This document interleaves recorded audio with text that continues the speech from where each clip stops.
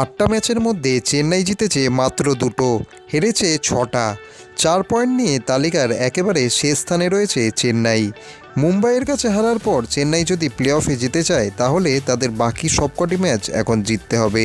Match শেষে Chennai captain Dhoni নিজেই বলেছেন এটা খুব কঠিন কাজ, তাই তিনি এখন থেকেই পরের বছরের আইপিএল নিয়ে ভাবতে শুরু করেছেন।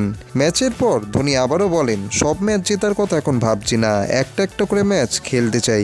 দলে বড় কোনো পরিবর্তন আর আসবে না, তবে যদি আমরা প্লে অফে নাও যেতে পারি তাহলে যেন পরের বছরের জন্য ভালো দল বানাতে পারি, আর সেদিকেই আমরা নজর দিচ্ছি।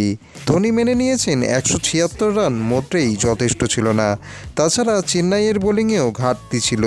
পাওয়ার প্লেতে মুম্বাই তুলে দিয়েছিল 62 রান, যাতে কিনা ম্যাচ ঘুরে গেছিল।